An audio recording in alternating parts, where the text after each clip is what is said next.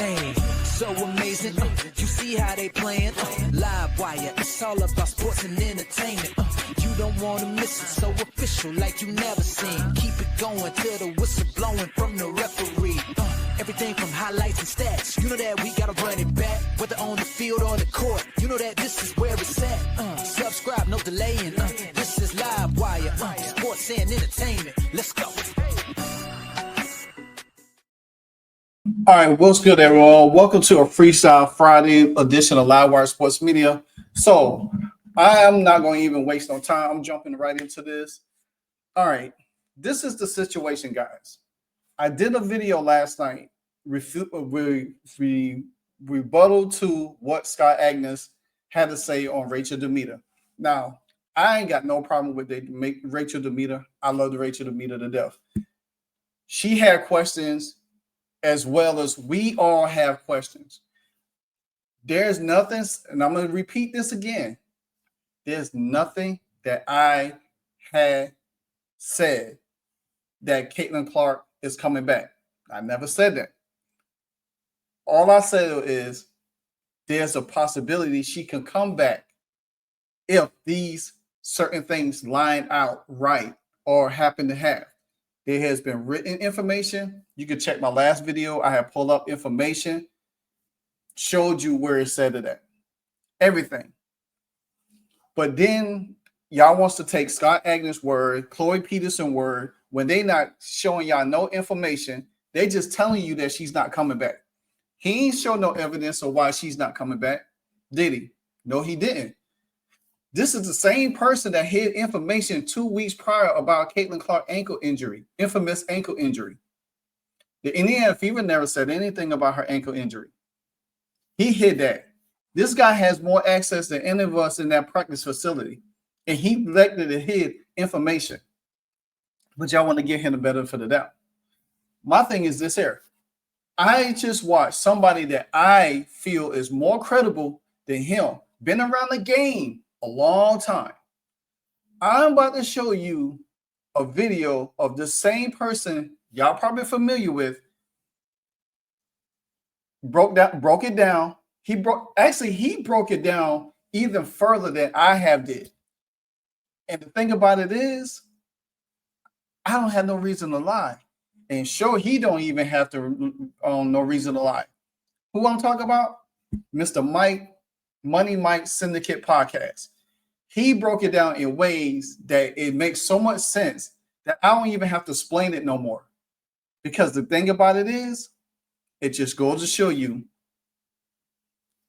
who's right, who's wrong. Now,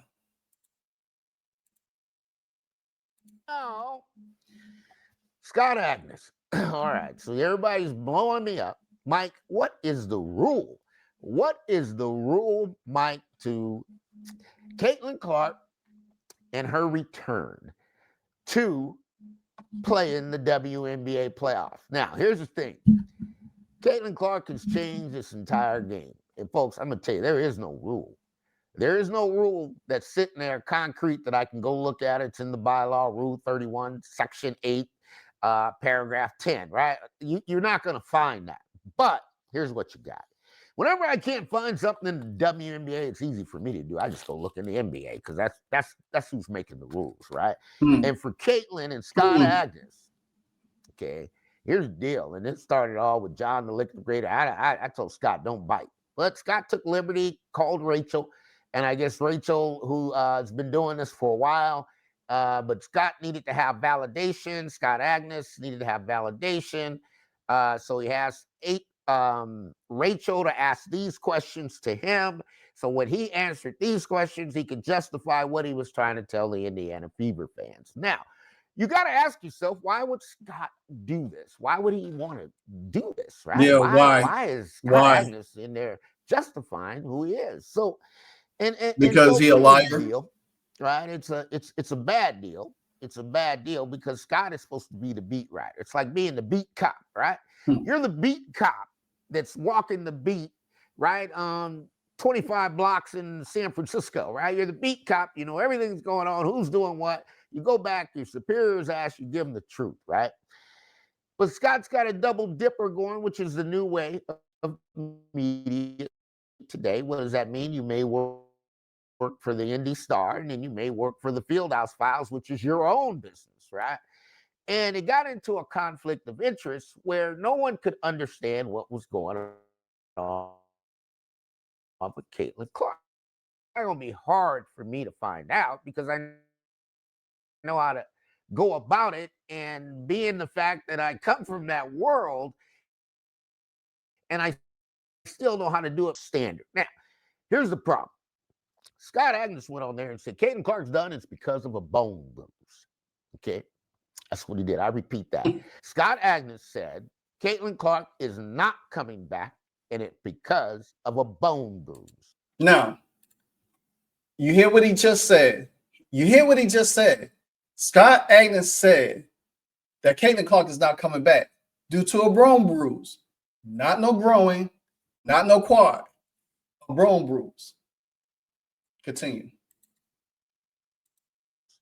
Right now, here's what Scott did. And I don't know if he wanted to do it intentionally. I really, here would be my question, because I don't know if the Indy Star and the Indiana Fever have a great relationship. Because somebody broke a story early last year, Caitlin Clark's pad and stats. So I think there's a contentious relationship sitting between the Indiana Fever and the Indy Star that Scott Agness has got caught up into. But to answer the fans' question, there is no rule.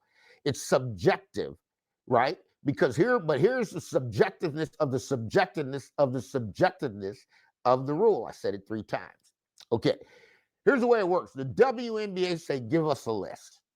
Who's on your playoff roster, right? The Indiana Fever, give them a list. This is who's on our playoff roster.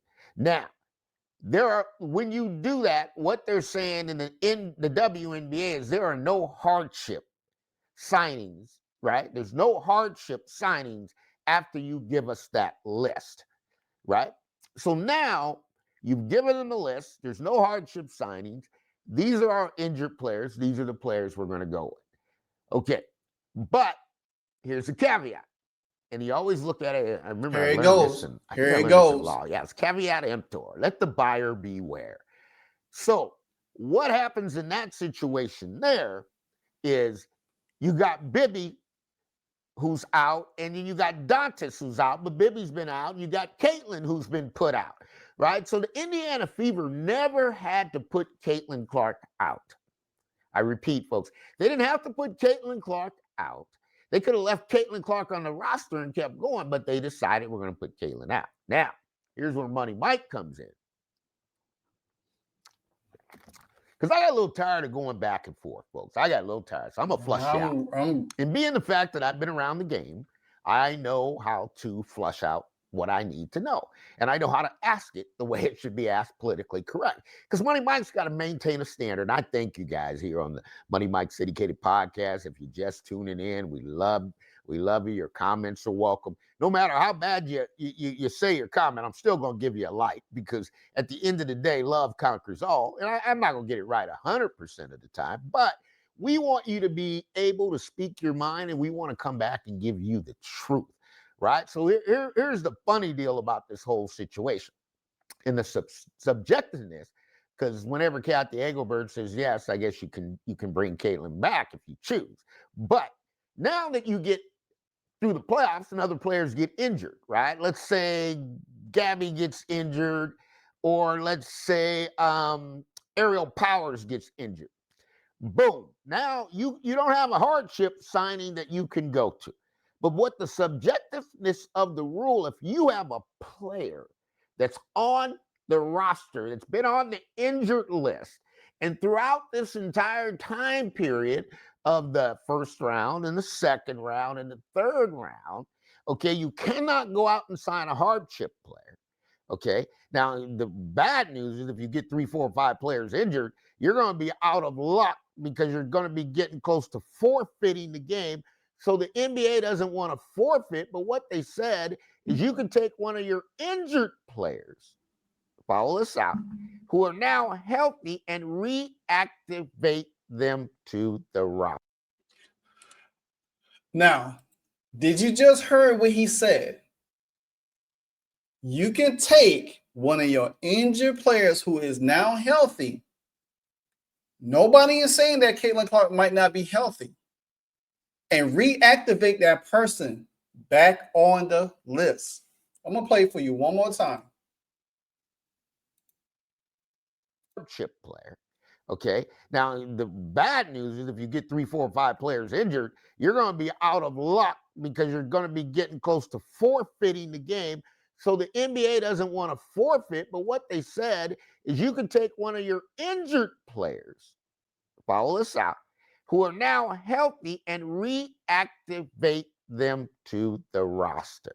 Okay, that's the subjectiveness of the subjectiveness of the subjectiveness. Now, back to Scott Agness. Scott, I don't know Scott Agness, okay? And I'm sure he's a great gentleman, does a great job, covers the Pacers, okay? He's a part of the media, is credentialed. I know John was questioning, okay, you're credentialed, I'm not, why does it mean when you're credentialed? Well, credential gives you access throughout the entire building, right? But then the Indiana Fever like to do things a different way, right? Because, you know, I heard Rachel, who was interviewing Scott, says, my husband plays in the NBA, then Rachel knows. And what Rachel didn't do, and I'm going to bring that out here on Scott's answer with the bone bruise, she did a follow-up question, and she didn't. But Rachel knows if her husband plays in the NBA, folks, this is how it works. Media can go in and watch practice. You got no problem in the NBA, you watching practice. If you want to interview a player from another team, you give them that in advance, they'll set it up. These are the times, right? And so at the end of the day, you see what you see, you report what you see, and then the player got to come out and speak on it, right? Because at the end of the day, Caitlin should be speaking on her own injury now. And that to me, that is one of the craziest things that throughout all of Caitlin's injuries through this season, why haven't she came out and talk on it? Is the Indiana Fever not allowing her to speak on her own injury? We have seen players. Tyrese Halliburton was talking about his injury, giving updates on his injury. So why haven't Caitlin Clark did the same thing? Why we haven't not gotten no kind of official update on her journey, her status? All we've been hearing from is Stephanie White. We haven't heard from Kelly Crisscross. We haven't heard from Amber Cox. Not even Caitlin Clark herself.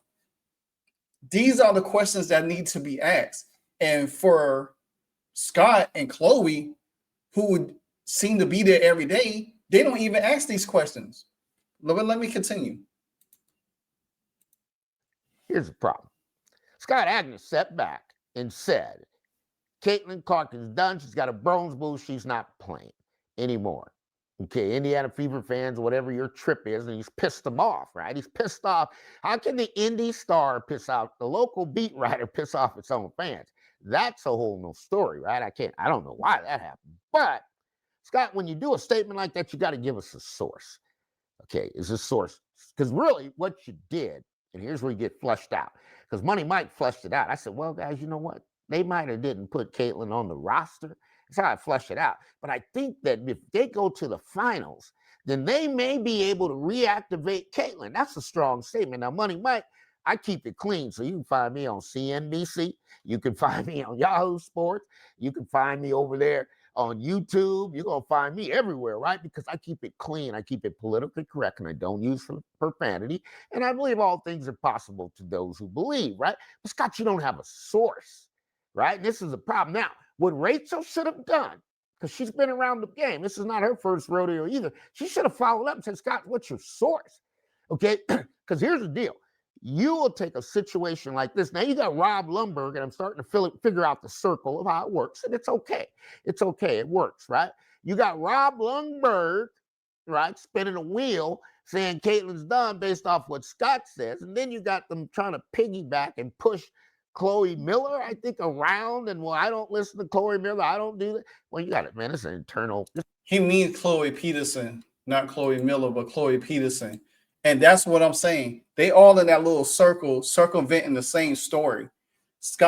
Chloe Peterson put out an article, but she never detailed anything on why, explaining why, what proof it was that she was out, why she's not coming back. Scott comes out, piggyback off the article she wrote, saying the same thing. Then you hear Lindbergh today come out with something piggybacking off what they saying. It's a nightmare, right? Because when you get into becoming a reporter, all right, and then you got to look at it a couple of different ways because there's levels to this, right? I mean, for Money Mike, I started in print. So for me, it's the old school. I mean, I go all the way back to a library card. You pull it out, you get the information, you got to go do the research, and then you got to turn it in. You turn it into the editor. Editor may like it or not like it, or he may just push it through, right? And if you keep it clean, all the different platforms that Money Mike operates on, they give me an automatic approval, right? Because they know that this transcript and his consistency is not going to get out of control. But when Agness doesn't give us a source, here's what Scott Agness just did. He just called the Indiana Fever liars. Boom. I don't know if he intended to do that, but Scott Agness. Boom. Boom. He just what he said. Scott Agness called the Indiana Fever liars. What he did, he contradicted what they were saying. And by him having his own business, he put out his own article subjecting to what he said was this, and why the Indiana Fever was going on with another narrative.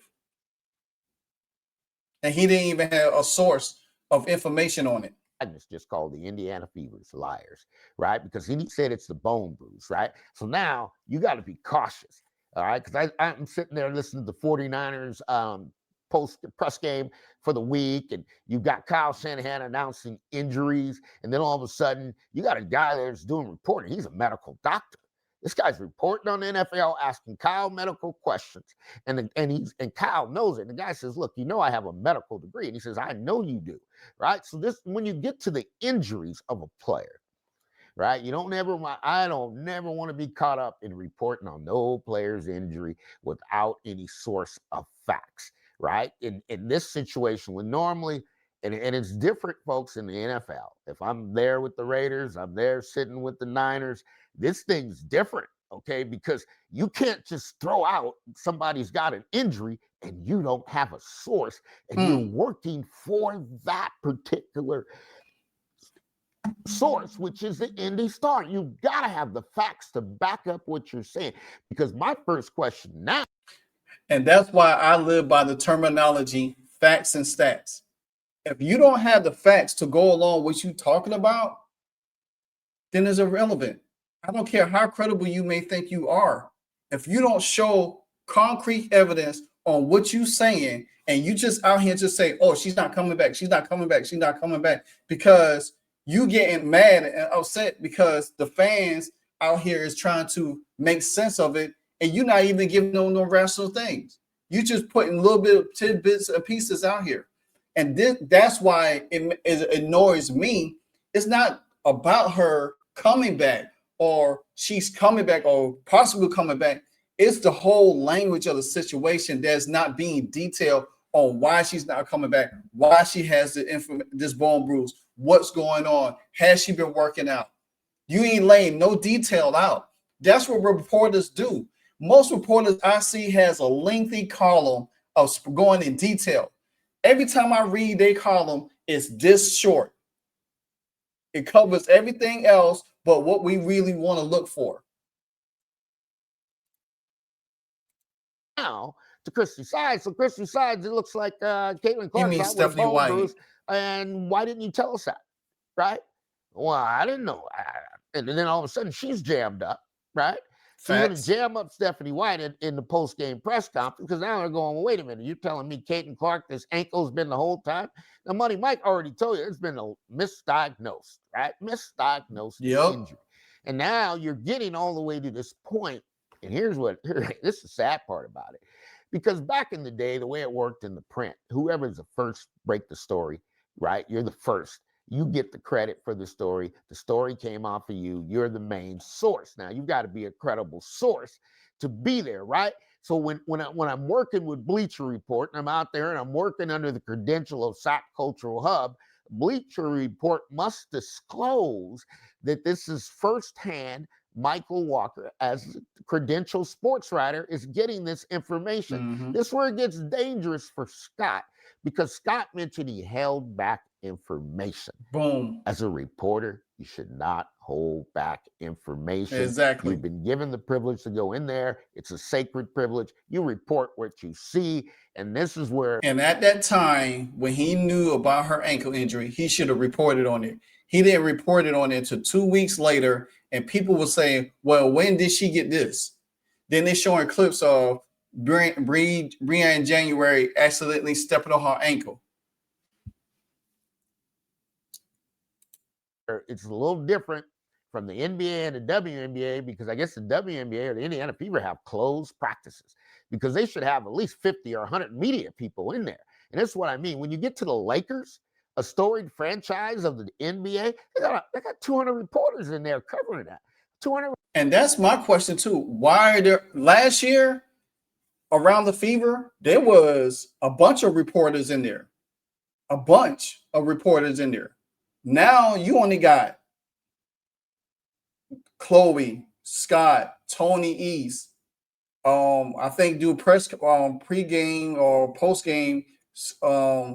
Lindbergh be in there, but you don't see nobody else in there questioning. Last year there was a lot of people in there, and they only got like 2 or 3 or 4 that's in there. Usually you would have about 15 or 20 in there circling around there and writing a story of what they see, how she's doing.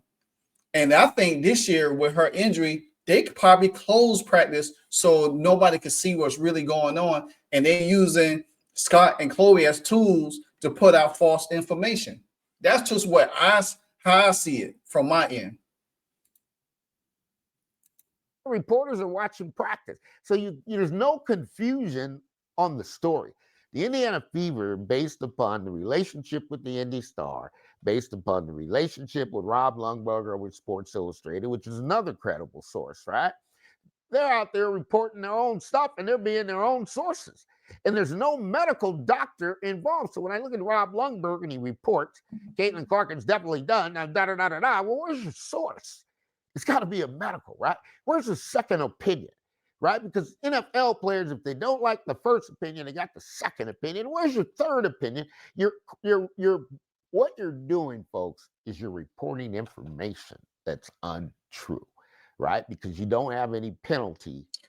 In other words, they lying. They reporting lies because you don't have a source of information. Like I said, this man, Money Mike Syndicate Podcast, is more credible than me.